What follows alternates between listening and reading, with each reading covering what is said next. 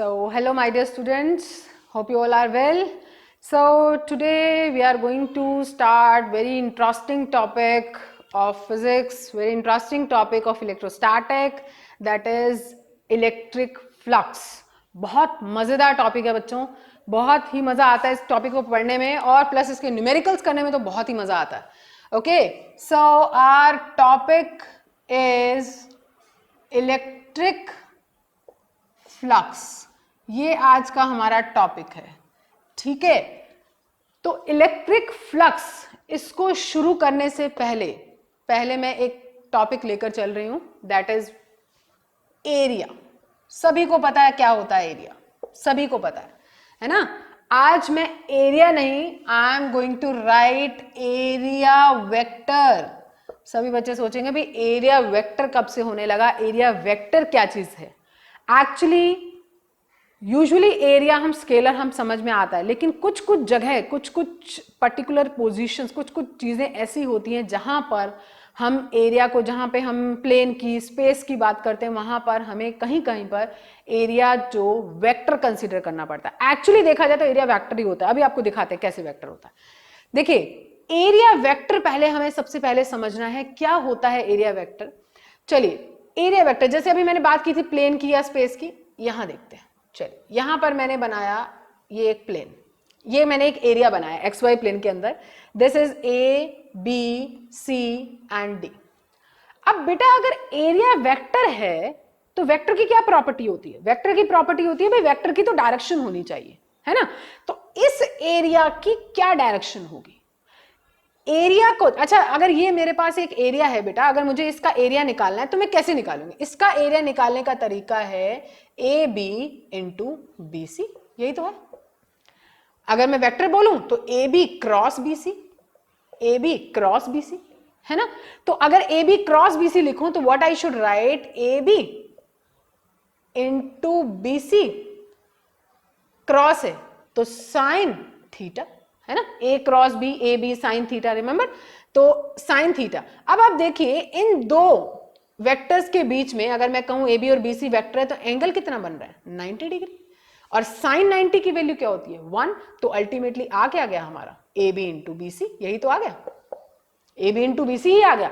ठीक है, तो एरिया जो लेते हैं बेटा हम किसी एक पर्टिकुलर सरफेस के लिए, हम एरिया को एरिया वेक्टर लेते हैं. Now can you tell me, vector के साथ तो भाई यहां पर एक यूनिट वेक्टर भी होता है एन कैप, जो इस एरिया की डायरेक्शन को बताएगा. बिल्कुल बताएगा, है ना. एक प्लेन की प्लेन कैसा? स्क्वायर लिया है हमने, है ना. तो स्क्वायर में तो यहाँ पे समझ में आ रहा है, लेकिन कुछ देखेंगे जहां पर ऐसा नहीं होता कंडीशंस, वहां पे कैसे हम परपेंडिकुलर लेते हैं, सॉरी ये वेक्टर लेते हैं, अभी आपको समझ में आएगा. तो अब देखिए ए में बी सी, ए बी में मुझे बी सी को क्रॉस करना है. अपना हाथ ऐसे रखिए, अपना पाम ऐसे रखिए, ए बी में बी सी को क्रॉस करना है. बी सी को क्रॉस, देखिए डायरेक्शन कहाँ आ रही है? बाहर. अब बच्चे कई बार ये क्वेश्चन पूछते हैं, ये देखिए ये डायरेक्शन मतलब इस ये जो एरिया है, इस एरिया की डायरेक्शन आपकी तरफ है. आपकी direction means perpendicular to this surface, इस सरफेस के perpendicular. Outward normal, outward normal. क्या इनवर्ड नॉर्मल भी पॉसिबल है? बिल्कुल पॉसिबल है. एक प्लेन के केस में इनवर्ड नॉर्मल भी पॉसिबल है. अब देखिए कैसे, अगर मैं इसी को उल्टा कर दूं, इसको करूं मैं C D into B C, C D into B C, तो C D into B C, मुझे इस तरीके से इसको क्रॉस करना है, ऐसे अपने हाथ में बंद करना है. ये देखो ये तरीका होता है. ये बंद किया और आपका जो थंब जाएगा वो अंदर की तरफ जाएगा. In that case direction will be inward normal, inward normal. बात समझ में आई? ठीक है, तो अगर ये समझ में आया कि एरिया वेक्टर क्या चीज है.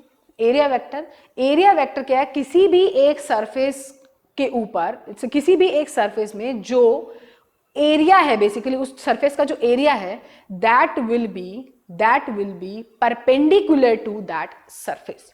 परपेंडिकुलर टू दैट सरफेस जो आपने पढ़ा है 3D के केस में. 3D के केस में आप देखो इसका जो एक्स वाई में तो ये खुद ही है, एक्स वाई में तो ये खुद ही है, और तीसरी डायरेक्शन कौन है? जेड. तो जेड कहां होगा? इसके परपेंडिकुलर होगा. तो जेड डायरेक्शन में इसका नॉर्मल एग्जिस्ट करेगा. समझ में आ गई भाई बात ये सभी को? चलिए, अब इसके बाद एक चीज तो हमें क्लियर हो गई कि जो एरिया वेक्टर बनेगा वो कैसा बनेगा? परपेंडिकुलर बनेगा. किसके? सरफेस के, किसी भी नॉर्मल के, सॉरी सरफेस के नॉर्मल बनेगा, सरफेस का नॉर्मल बनेगा. अब ये चीजें हम कैसे करेंगे, मान लीजिए आपके पास कोई 3D स्ट्रक्चर है, ये तो मैंने एक प्लेन लिया, ठीक है। अब हम इसको पहले हम इसको एरिया वेक्टर का कॉन्सेप्ट समझ लें, फिर हम फ्लक्स पे भी आएंगे। देखिए अब मान लीजिए बेटा मेरे पास एक क्यूब है, क्यूब, ये मैंने एक क्यूब लिया, चलिए एक क्यूब बनाते हैं पहले। ये मैंने एक क्यूब बनाया, ठीक है बेटा। अब इस क्यूब में हमारे पास मल्टीपल सरफेस है, कितने सरफेस हैं भाई, 6 सरफेस हैं। एक सरफेस ये हुआ, एक सरफेस ये हुआ, एक 2 हो गए भाई, एक सरफेस हमारा ये हो गया 3, एक सरफेस हमारा ये हो गया 4, और एक सरफेस हमारा आगे का और एक सरफेस हमारा पीछे का। 6 सर्फेसेस आर देयर, राइट। अगर 6 सरफेस हैं तो बताइए इस सरफेस का जो 3D में हमेशा ध्यान रखिएगा, आपको एक चीज दिमाग में बिठा लीजिए, जब आपके पास 3D फिगर होती है तो आपको इनवर्ड नॉर्मल, बॉडी के अंदर का नॉर्मल नहीं लेना है, आपको बॉडी के हमेशा बाहर वाला आउटवर्ड नॉर्मल आपको कंसीडर करना है। नॉर्मल हमेशा बॉडी के 2 होते हैं, 2 सरफेसेस पे, 2 नॉर्मल होंगे, एक होगा अंदर की तरफ, एक बाहर की तरफ। जब एक प्लेन है, मान लीजिए मेरा हाथ, ये for my hand we have ये सरफेस, ये पूरा एक सरफेस है, तो इसका एक नॉर्मल इधर बन रहा है, एक नॉर्मल इधर बन रहा है, तो दोनों नॉर्मल आउटवर्ड नॉर्मल है, दोनों लिए जा सकते हैं, है ना। ये भी आउटवर्ड है और ये भी आउटवर्ड है। जब 3D बॉडी हो जाती है तो एक इनवर्ड होता है, एक आउटवर्ड होता है, तो इनवर्ड वाला नॉर्मल आपको नहीं लेना, बस दिमाग में इतनी बात बिठा लो, ठीक है। तो इसका नॉर्मल कहां होगा, ये होगा, इस सरफेस का नॉर्मल ये होगा, इस सरफेस का नॉर्मल ये होगा, इस सरफेस का नॉर्मल ये होगा, जो ये आगे वाला है इसका नॉर्मल जो होगा वो आपकी तरफ होगा, और जो पीछे का सरफेस है उसका नॉर्मल जो है पीछे दीवार की तरफ होगा। बात समझ में आ गई। ये होता है नॉर्मल को स्पेसिफाई करने का तरीका, ठीक है। अच्छा, आपने देखा अभी मैंने जो एक प्लेन के लिए लिखा था वो लिखा था AB into B C sine 90 होके उसके बाद मैंने एन कैप लगाया था, तो basically area into N cap, area into its direction. चलिए अब मुझे अगर बेटा इस सरफेस के लिए इसकी जो सारी जो साइड्स हैं वो ए है, स्मॉल ए है, अगर ये भी ए है, ये भी ए है, राइट, और मैं एक क्यूब की बात कर रही हूं, तो इस पर्टिकुलर सरफेस का एरिया कितना होगा, इसका एरिया होगा ए स्क्वायर, और डायरेक्शन इसकी ये है, तो what I will write, I'll write a square n cap। ये तरीका हो गया इसके एरिया वेक्टर को लिखने का, ये एरिया इनटू इट्स डायरेक्शन। हमेशा आपको पता है ना, जब हम वेक्टर लिखते हैं तो वेक्टर के साथ मैग्नीट्यूड के पीछे उसकी डायरेक्शन लिखी जाती है। जैसे आई में है, मींस एक्स डायरेक्शन में तो आई कैप लिख देंगे, वाई डायरेक्शन में तो जे कैप लिख देंगे, जेड डायरेक्शन में तो के कैप लिख देंगे।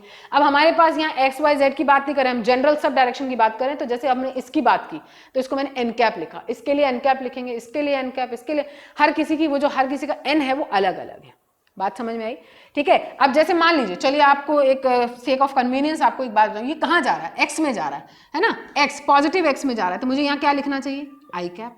अगर मैं इसकी बात करूं तो इसके लिए लिखेंगे ए स्क्वायर माइनस आई कैप, इसके लिए लिखें तो ऊपर वाले के लिए लिखते हैं पहले ए स्क्वायर जे कैप, नीचे वाले के लिए ए स्क्वायर माइनस जे कैप, और जो बाहर आपकी तरफ आ रहा है उसे ए स्क्वायर के कैप, और जो अंदर जा रहा है ए स्क्वायर माइनस के कैप। क्लियर हो गया, समझ में आई कि एरिया वेक्टर को कैसे लिखा जाता है, ठीक है जी, ठीक है। एरिया वेक्टर कैसे निकाला जाता है, कैसे किसी सरफेस का एरिया लिखा जाता है। हमेशा ध्यान रखना 2D के केस में आपका नॉर्मल कैसा भी हो सकता है, दोनों साइड। 3D के केस में जब आप 3D स्ट्रक्चर लेते हैं तो आप क्या करेंगे, 3D स्ट्रक्चर में आपको नॉर्मल हमेशा आउटवर्ड नॉर्मल लेना है। दिमाग में बिठा लीजिए, आपको कौन सा नॉर्मल लेना है, outward normal you have to consider always, ठीक है। तो एरिया वेक्टर समझ में आ गया सभी को, क्या है area vector. Area vector basically किसी भी सरफेस एरिया की डायरेक्शन को रिप्रेजेंट कर रहा है, ये हमारा है एरिया वेक्टर। समझ में आ गई बात, क्लियर हो गया सभी को। चलिए अब हम अपना टॉपिक स्टार्ट करते हैं, दैट इज इलेक्ट्रिक फ्लक्स। बहुत मजेदार टॉपिक है, देखना बेटा। एरिया वेक्टर सबको समझ में आ गया, अब इसको हम आगे यूज करेंगे, इसके अंदर कैसे यूज करना है वो आप देखिएगा। चलिए जी, व्हाट इज इलेक्ट्रिक फ्लक्स।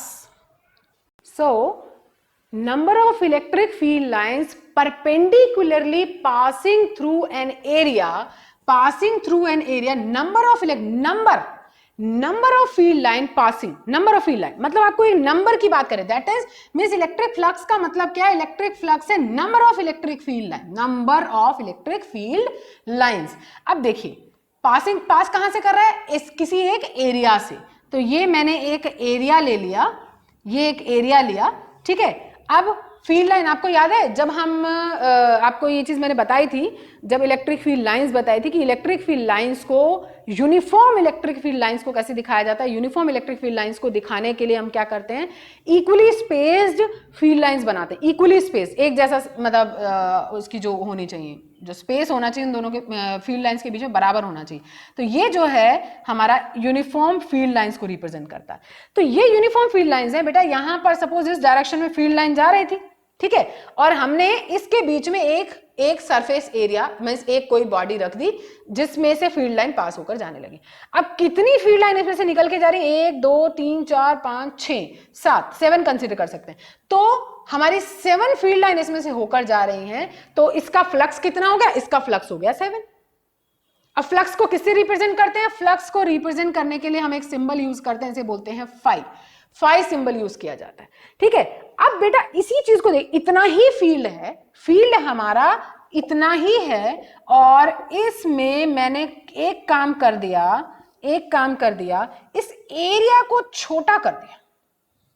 आप देख रहे हैं एरिया को छोटा, जैसे ही मैंने सेम फील्ड के अंदर एरिया छोटा करें, सिंपल सी बात है बेटा, अगर एरिया छोटा करेंगे तो कम फील्ड लाइन इसमें से जाएंगी, कम फील्ड लाइन जाएंगी मतलब उसका फ्लक्स कम होगा, तो इसका फ्लक्स कितना होगा, 1 2 3 लाइन इसमें से जा रही है sir, only 3 lines are going, right, तो इसका फ्लक्स कितना हो गया, 3 हो गया।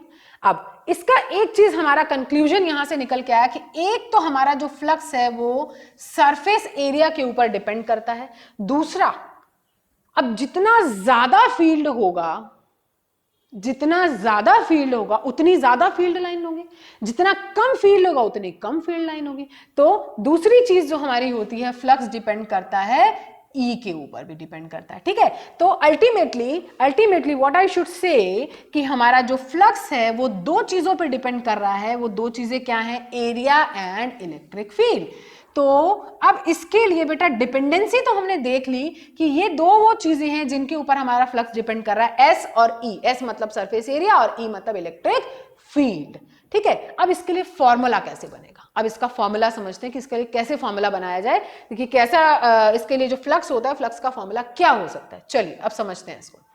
अब देखिए मान लेते हैं अगर हमारे पास ये एक एरिया है और फील्ड इसमें से इस तरीके से परपेंडिकुलरली ना जा करके ये इस तरीके से फील्ड जा रहा है, ठीक है जी, इस तरीके से अगर इलेक्ट्रिक फील्ड इसमें से जा रहा है, what is the direction of this surface area, this is the direction, isn't it. इस एरिया की डायरेक्शन क्या होती है, अभी हमने एरिया वेक्टर पढ़ा, एरिया वेक्टर में direction of area is always outward normal to the surface. अगर ये सरफेस में कंसीडर करी तो इसका ये आउटवर्ड नॉर्मल है, ये इसकी डायरेक्शन हो गई, ठीक है, ये इसकी डायरेक्शन होगी। तो now tell me what is the angle between, ये हमारा इलेक्ट्रिक फील्ड है, इलेक्ट्रिक फील्ड और इस नॉर्मल, इस एरिया के बीच में जो एंगल बन गया वो बन गया थीटा, है ना। और इलेक्ट्रिक फील्ड कैसी क्वांटिटी है भाई, वेक्टर क्वांटिटी है, इसको 2 कंपोनेंट में तोड़ देंगे तो ये बनेगा E cos थीटा, और हमारे पास इस डायरेक्शन में बनेगा E sin थीटा।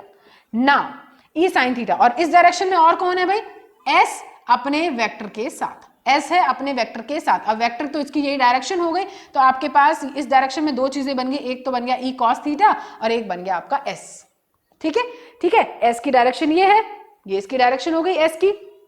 चलिए अब आपको जो बहुत इंटरेस्टिंग चीज देखनी है कि क्या हमारा इस सरफेस एरिया के लिए, क्या हमारे इलेक्ट्रिक फील्ड की लाइन जो ऑन द सरफेस है, सरफेस के ऊपर इस तरीके से इस डायरेक्शन में, क्या वो कोई रोल प्ले करेंगी, नो, बिल्कुल नहीं। देखिए हमारे पास ये अभी हमने इसके वो भी पढ़ा, number of field line passing perpendicularly through an area, ये इस तरीके से। तो हमारे पास यहां से जो फ्लक्स का फॉर्मूला बना, देखिए हमारे पास 2 चीजें आ गई यहां पे सेम डायरेक्शन के अंदर, ई एस कॉस थीटा और ई एस कॉस थीटा, और थीटा की वैल्यू दोनों क्या है, सेम डायरेक्शन में है। अगर सेम डायरेक्शन में है, अब आप चलिए आपको यहां से भी प्रूव करके बताते हैं, कॉस थीटा, तो कॉस थीटा, थीटा की वैल्यू हो गई इस डायरेक्शन में 0, आंसर आ गया ई एस। और अगर इधर के लिए आप देखेंगे, यहां पर हमारे पास क्या ई साइन थीटा, ई साइन थीटा वैसे भी सरफेस के ऊपर है, सरफेस में से पास, सरफेस के ऊपर फील्ड लाइन है, तो देयर इज नो नीड। तो हमारे पास फ्लक्स का जो फॉर्मूला बन गया वो बन गया ई एस कॉस थीटा, और ई एस कॉस थीटा को आप क्या लिख सकते हैं भाई, ई एस कॉस थीटा को लिख सकते हैं ई डॉट एस। ये हमारा इलेक्ट्रिक फ्लक्स का फॉर्मूला बन के तैयार हो गया। ठीक है, फॉर्मूला सभी को समझ में आया कि कैसे हमने ई डॉट एस लिया, ई डॉट डी एस भी लेते हैं, बताते हैं कि जब हम छोटे छोटे एरिया को कंसिडर करते हैं तब हम ई डॉट डी एस वाला कॉन्सेप्ट लेते हैं। तो ये समझ में आ गया। हमेशा आपको नॉर्मल क्या नॉर्मल लेना है, क्या एरिया की डायरेक्शन। तो जो एरिया है, area and E cos theta दोनों हो गए हमारे सेम डायरेक्शन में, ये दो कंपोनेंट है जो हमारा फ्लक्स जनरेट हमारा कर रहे हैं। तो फ्लक्स हो गया हमारा E S cos theta and that will be E S if theta is equal to 0। बात समझ में आई, if theta is equal to 0। तो हमारा ये एक फॉर्मूला जनरेट होके आ गया। नाउ अब हम बेटा निकालेंगे कुछ मल्टीपल फिगर्स के लिए इलेक्ट्रिक फ्लक्स। बहुत ही इंटरेस्टिंग है। अभी आपको चलो एक दो पहले सिंपल बेसिक बातें बताकर फिर एक आध एनसीईआरटी का क्वेश्चन कराते हैं, जिससे आपको क्लियर होगा कि हाँ ये कैसे फ्लक्स को निकाला जा रहा है। ठीक है, कैसे फ्लक्स की वैल्यू निकाली जाती है, बहुत सिंपल है। चलिए पहले अब बेटा मैं एक 3D स्ट्रक्चर ले लूँ, चलिए 3D स्ट्रक्चर लेते हैं, एक क्यूब बनाते हैं। क्यूब पहले हम यहाँ कर रहे हैं, ये आप देखिए, ये मैंने फील्ड लाइंस बना दी, फील्ड लाइंस बना रहे हैं इस डायरेक्शन में। ये एक हमारा क्यूब है, थोड़ा सही से बनाते हैं, ये हमारा एक क्यूब है और क्यूब, राइट। एंड इस क्यूब में से हमारे पास जो है इलेक्ट्रिक फील्ड लाइन पास होकर के निकल रही है। ठीक है, ठीक है जी। एंड इस क्यूब की ये जो मैंने डिस्टेंसेस ले ली, ये हमारी जो लेंथ है हमारी हो गई ए, सारी लेंथ क्या हो गई a. Now my question is what is the total electric flux, what is the total electric flux of this cube. जो इस क्यूब से कितनी कितनी फील्ड लाइन पास होके जा रही है, क्या इसका नेट फ्लक्स है। क्वेश्चन है what will be the net flux, इसका नेट फ्लक्स कितना होगा, कैन यू टेल। बहुत इजी है, बहुत इजी। चलिए हम पहले इस सरफेस, सारे सरफेसेस को हमको कंसीडर करना है। पहले मैं इस सरफेस की बात करती हूँ। मैंने बोला था 3D के केस में आउटवर्ड नॉर्मल, इनके सारे सरफेस की हम क्या करते हैं भाई, नंबर लिख लेते हैं इनका। ठीक है, तो ये है हमारा सरफेस नंबर 1, ये है हमारा सरफेस नंबर 2, ये है सरफेस नंबर 3, ये है सरफेस नंबर 4। ठीक है, 5 हो गया ये आगे वाला और 6 हो गया पीछे वाला। चलिए सबसे पहले बेटा मैं बात कर रही हूं surface number 1। Surface number 1 field कहां जा रहा है, फील्ड की डायरेक्शन क्या है ये, और इसका आउटवर्ड नॉर्मल क्या होगा ये। तो बताइए फ्लक्स पहले सरफेस पे कितनी होगी, ई एस, एस मतलब इसका एरिया निकाल सकते हैं, ई ए स्क्वायर कॉस, कॉस कितना थीटा, बताइए कितना बनेगा इसके पीछे, ई उधर है एस इधर 180, और कॉस 180 की वैल्यू होती है -1, तो आंसर आ गया E minus of E a square, ये फ्लक्स 1 बन गया। चलिए फ्लक्स 2 बताइए। अब सेकेंड सरफेस ई भी उधर और इसका आउटवर्ड नॉर्मल भी उधर ही हो गया, तो what I should write now, E a square cos 0, cos 0 होता है 1, तो आंसर आ गया ई ए स्क्वायर। चलिए फ्लक्स थर्ड लिखिए, थर्ड सरफेस, ये इसका आउटवर्ड नॉर्मल है, इस सरफेस का ये आउटवर्ड नॉर्मल है, नीचे की तरफ, अंदर नहीं होगा, ध्यान रहे, ये इसका आउटवर्ड। अगर आउटवर्ड नॉर्मल और फील्ड आपस में कितना एंगल बना रहे हैं, एरिया और फील्ड आपस में एंगल बना रहे हैं 90 और cos 90 होता है 0, तो आंसर आ गया 0। फ्लक्स 4 की बात करते हैं। फ्लक्स 4 ये लीजिए, फील्ड इधर है, डायरेक्शन इधर है, आंसर हो गया 0। अब फील्ड इधर है और नॉर्मल हमारा कहां है, इस डायरेक्शन में, आपकी डायरेक्शन में। ठीक है, फील्ड इस डायरेक्शन में, नॉर्मल इधर है, एंगल से फिर से क्या बन गया 90, फिर से 0, फ्लक्स 5 भी 0 एंड फ्लक्स 6 भी 0, वो इनवर्ड नॉर्मल होगा, फ्लक्स 6 भी हो गया हमारा 0। ठीक है, तो ये हमारे टोटल फ्लक्स आ गए हर एक सरफेस के इंडिविजुअल। तो what will be the total flux of this cube, what will be the total flux, सारे फ्लक्स को ऐड करिए, ये 4 तो 0 हैं, इन दोनों को ऐड करिए, एक है हमारे पास माइनस ई ए स्क्वायर और एक है प्लस ई ए स्क्वायर, तो नेट फ्लक्स की वैल्यू क्या आ गई 0। तो एक चीज तो हमें क्लियर हो गई, इस क्यूब के लिए हमारा जो नेट फ्लक्स होगा उसकी वैल्यू कितनी होगी, 0 होगी। बात समझ में आ गई। ठीक है, चलिए अब आपको एक एनसीईआरटी का बहुत मजेदार क्वेश्चन कराते हैं, वो भी ऐसा ही है बट थोड़ा सा इससे डिफरेंट है। देखिए कैसे आपको करना है, वो भी क्यूब वाला क्वेश्चन है और बहुत बार बोर्ड एग्जाम में आया है उस तरह का क्वेश्चन। ठीक है, चलिए जी अब हम एक क्वेश्चन डिस्कस करते हैं। इसको नोट करना, वीडियो को पॉज करके एक बार इसको नोट करना, जो मैंने अभी आपको क्यूब वाला केस कराया। ठीक है, बहुत इंटरेस्टिंग, बहुत मजेदार है ये। चलिए जी, अब हमें फ्लक्स निकालना सीखना है। कहाँ पर किसी भी और कोई और तरह का क्यूब हो, जरूरी नहीं ऐसा ही एक क्यूब हो, कोई एक आपको 3D में क्यूब दिया है, क्यूब बना हुआ है, उसके साथ एक्सिस दी हैं, उसके साथ कुछ डिस्टेंसेस दी हैं। एक बेटा आपका एनसीईआरटी का क्वेश्चन मैं आपको करा रही हूँ, बहुत अच्छा सा क्वेश्चन है ये। आपके पास एक्स वाई जेड 3 एक्सिस बनी हुई है। ठीक है, ठीक है, और ये मेरे पास एनसीईआरटी का सॉल्व एग्जाम्पल है ये, इसको देखिएगा ध्यान से। ये एक क्यूब बना हुआ है, this is a cube. Okay, ये मेरा एक क्यूब है, बात समझ रहे हैं? ठीक है, और इस क्यूब की लेंथ जो है, इस रेफरेंस पॉइंट से इसकी लेंथ हमारे पास a दी हुई है, और ये भी हमारे पास सारी जो डिस्टेंस, सारी जो लेंथ है इसकी a गिवन है। समझ गए? ठीक है, और ये गिवन है क्वेश्चन में कि Ex जो है, Ex मतलब electric field in x direction, this is alpha value is given, that is alpha x raised to the power 1/2, x raised to the power 1/2, and y की वैल्यू 0 है and z की value 0 है। इसका मतलब y और z direction में कोई field नहीं है आपके पास, y और z डायरेक्शन में कोई फील्ड नहीं है आपके पास, सिर्फ फील्ड है x डायरेक्शन में, और उसकी वैल्यू क्या गिवन है, alpha x to the power 1/2। And what is this x? x ये है हमारा, x is equal to a। यहां तक जो हमारा x इज इक्वल टू क्या है, a। x मतलब ये वाला x एक्सिस वाला x। बात समझ गए? This is x, this is y and this is z। तो y और z में हमारा कोई फील्ड नहीं है, हमारा फील्ड है कहां पर है फील्ड हमारा, है सिर्फ और सिर्फ x डायरेक्शन में। ठीक है, चलिए अब इस क्वेश्चन को हम करते हैं। सबसे पहले बेटा मुझे फ्लक्स निकालना है, वही सारे सरफेसेस की हम बात करेंगे, सारे सरफेसेस की बात करेंगे, फिर से हम वही चीजें कंसीडर करते हैं। एक चीज तो हमें क्लियर है, बाकी सरफेसेस को लिखने की जरूरत भी नहीं है। जब फील्ड इस डायरेक्शन में है तो इस सरफेस का आउटवर्ड नॉर्मल परपेंडिकुलर, जैसे अभी मैंने आपको क्यूब का एग्जांपल दिया था, ये 0 हो जाएगा। ऊपर वाला भी ये आउटवर्ड नॉर्मल, ये 0 हो गया। आगे वाला परपेंडिकुलर आपकी तरफ है वो 0 हो गया, पीछे वाला परपेंडिकुलर अंदर की तरफ है वो 0 हो गया। तो सब जहां जहां 90 एंगल बन रहा है वो तो हो गया 0। बचा कौन हमारे पास? बचा हमारे पास एक ये सरफेस और एक ये सरफेस। इसको ले लेते हैं सरफेस राइट और इसको ले लेते हैं सरफेस लेफ्ट। तो राइट वाले सरफेस की पहले मैं बात कर रही हूं, तो flux at right surface formula क्या होता है, E S cos theta. E, what is E? Right की बजाय चलिए पहले एक बार लेफ्ट को लेके चलते हैं, फिर राइट समझाते हैं आपको। लेफ्ट की बात कर रहे हैं, E S cos theta. What is E? E की वैल्यू है बेटा alpha x to the power 1/2, और एस कितना हो गया, एरिया कितना हो गया इसमें, ए स्क्वायर, एंड कॉस थीटा ई उधर जा रहा है, इधर सरफेस हमारा इधर जा रहा है, तो हो गया 180, तो 180 मींस -1। तो आपके पास x की वैल्यू कितनी है भाई, इस वाले सरफेस के लिए x की वैल्यू कितनी है, a। तो alpha a to the power 1/2, a to a square और -1, तो आपके पास आ गया minus alpha a to the power 5/2। ये आपके पास फ्लक्स आ गया लेफ्ट सरफेस के ऊपर। समझ गए? लेफ्ट सरफेस के ऊपर। Similarly if you want to find out flux at the right surface, how you will find out? Right surface के ऊपर अगर आपको फ्लक्स फाइंड आउट करना है तो कैसे फाइंड आउट करेंगे, बहुत सिंपल है वो भी। Flux at right surface, E S cos theta. इस बार फ्लक्स 0 नहीं होगा, ध्यान से देखना कैसे 0 नहीं होगा। क्यों?